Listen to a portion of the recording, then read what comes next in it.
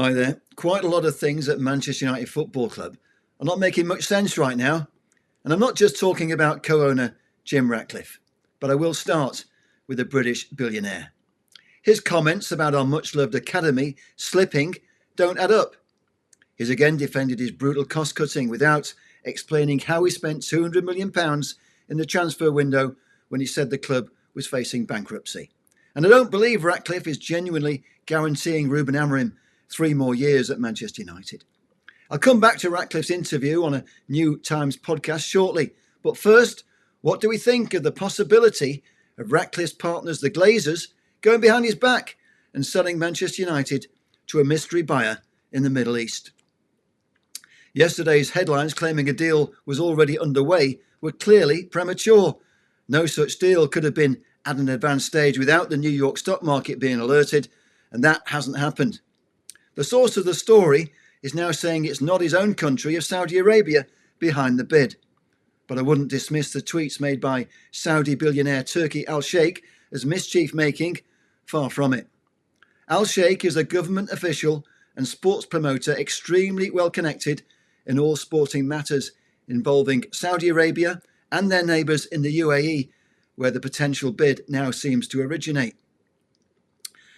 Inevitably, Al-Sheikh will be involved in United's proposed mid-season tour of Saudi Arabia, if that tour still goes ahead. And most likely what he tweeted has been triggered by discussions he's no doubt been involved with. The mere fact United are so desperate for cash to consider a mid-season tour of the Middle East tells its own story. United are currently dismissing all talk of a potential takeover deal, and that's hardly surprising because Ratcliffe controls the public narrative coming out of Old Trafford. What he can't control is what the Glazers decide to do as a family. And we do know Abraham Glazer previously met with Sheikh Mansour in Dubai back in March. At that time, it was reported that meeting was to discuss raising Dubai's profile as a sports hub.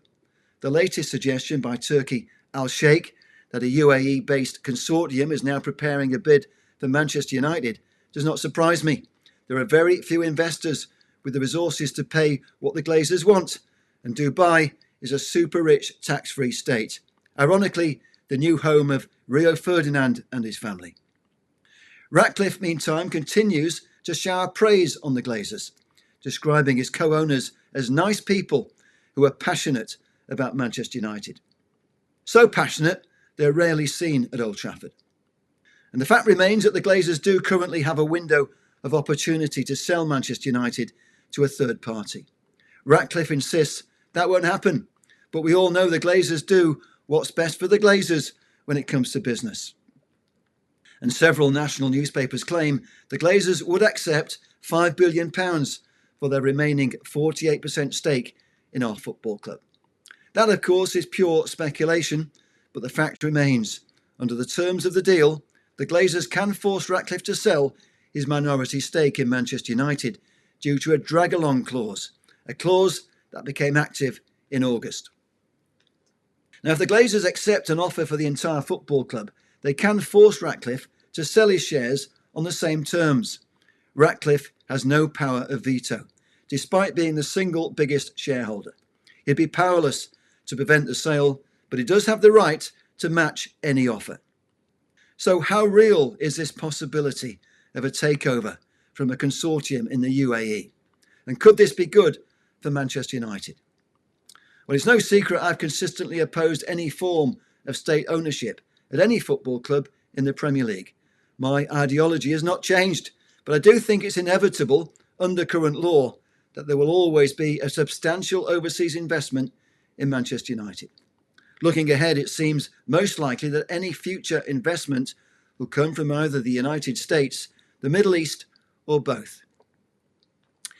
Despite the bullish rhetoric around the latest financial figures, a reduced loss of £33 million on a record turnover of £666 million, there's a growing realisation that on the pitch, Manchester United are falling too far behind our rivals. The longer we take to get our house in order, the bigger that gap becomes. And that puts potential investors from a rich Arab state in a very strong position. They're cash rich And government policy in the UAE, like Saudi Arabia, is to grow their economy on the back of global sports investment. Now that's something Turki Al-Sheikh is intrinsically involved with.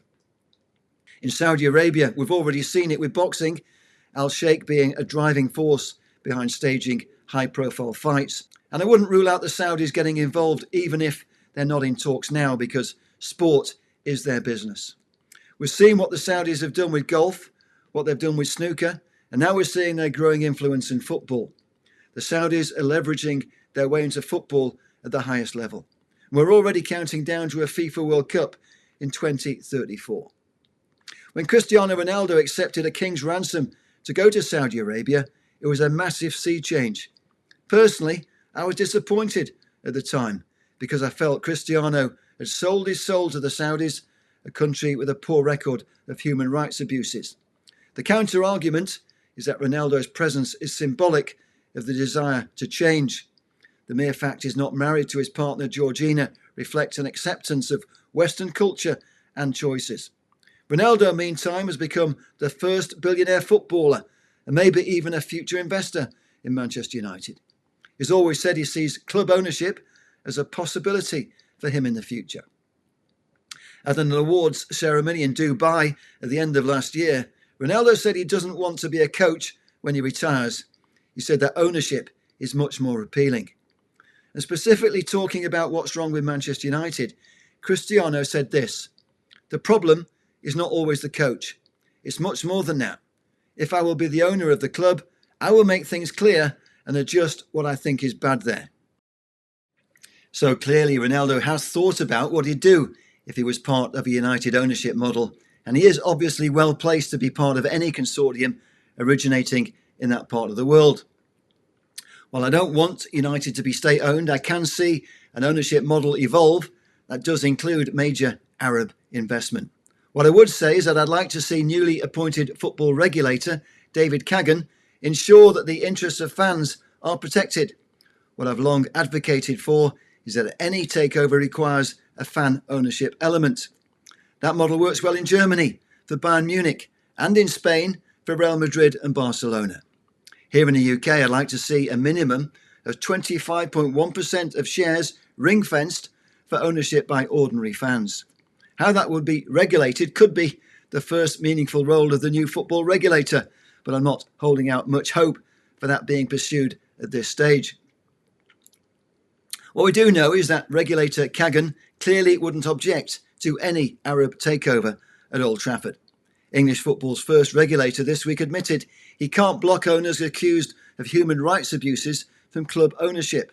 He says that's because his only remit is safeguarding financial stability. Meantime, that box has been ticked by Saudi ownership of Newcastle United, because the Saudis have clearly helped establish the Tyneside club as one of the best run in the Premier League. We can argue all day about whether or not PIF's control of Newcastle equates to state ownership by the Saudis, but it's clear the club is being well managed and Newcastle fans are happy with their ownership model. Of course, that wasn't a high bar to reach, because their former owner, Mike Ashley, was the most hated man in Newcastle. At Manchester United, we have owners hated just as much as Ashley, so it's fair to say involvement in a new ownership model by any rich Arab state may be welcomed by many Man United fans. The timing of the tweets by Turki Al-Sheikh, who still insists negotiations with a new investor are taking place, although he now says it's not with Saudi investors, does come at an interesting time. Ratcliffe's podcast with The Times is clearly an attempt to keep supporters on board with his leadership after another poor start to the season. It's stating the obvious, but I do think most Man United fans agree the club's problems all lead back to the current owners.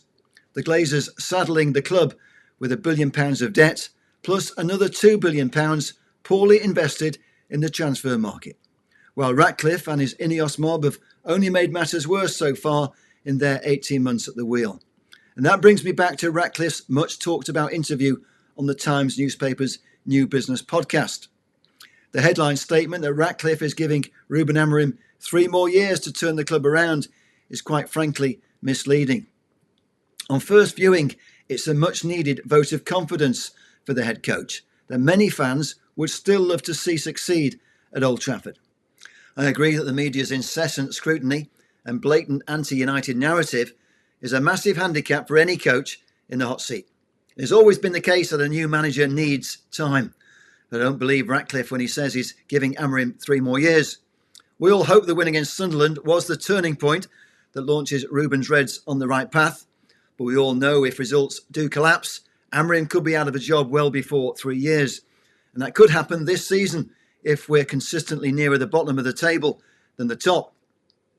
My reading of this situation is that Ratcliffe is desperate. He's desperate for Amorim to be successful for his own credibility, having backed Omar Barada and Jason Wilcox over Amorim's appointment while sacking Dan Ashworth. Bottom line, Ratcliffe looks bad if he sacks Ruben. The problem is United no longer have the cash to fix things quickly. And in his own words, Ratcliffe states that we need better players. The more cash you've got, the better squad you can build. It's like a Formula One car. The better car you can build, the quicker you can go, says Ratcliffe. But the truth is we aren't currently buying the absolute best players. And Ratcliffe's plan of making United financially profitable is a long-term one. That's why this is not a quick fix. The problem is by the time we achieve financial stability, our rivals could be out of sight. We're already being outspent by rivals earning £100 million a year from being in the Champions League. While the £200 million spent on new players in the summer fell well short of what Amorim needed if we're truly backing him. Now, listening to Ratcliffe's podcast, what puzzled me more than what he said about Ruben were his thoughts on the academy. What Ratcliffe said is this: the academy has really slipped at Manchester United. You need the academy to be producing talent all the time. It helps financially. That's not a light switch. You don't solve the academy problem overnight. It takes time. We just recruited a new academy director. What doesn't make sense is that the statistics tell us all was going well for now departed academy boss Nick Cox. And there have been questions raised about why his replacement Stephen Torpey, who previously worked closely with Jason Wilcox, is yet another recruit from Manchester City. Now, during Cox's 9-year stint at United, he played a pivotal role in United's academy renaissance, helping 35 players make their senior debuts and overseeing an FA Youth Cup triumph.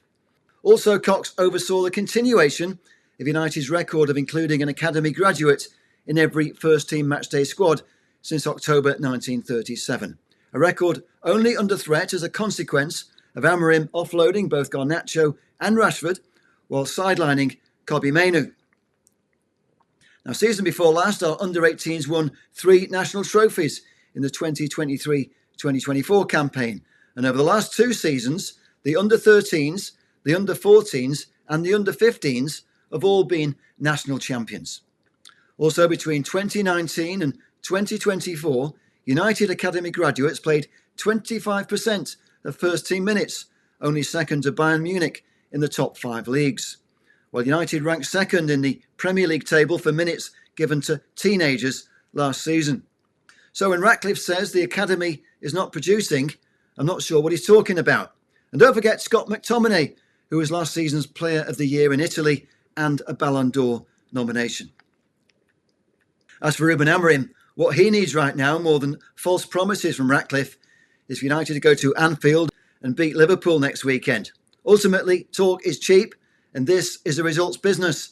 I don't think many pundits predict a United win at Liverpool, and I'm not predicting that either. But stranger things have happened in football. Thanks for watching, and don't forget, please like, share, and if you haven't already, subscribe to the channel if you want to help me keep creating content. Your support makes all the difference. And if you'd like to check out my exclusive merch, please visit my new shop, johngubber.com. Links below. Meantime, if you want to keep watching, here are 2 more videos that you may like. Thanks again for watching.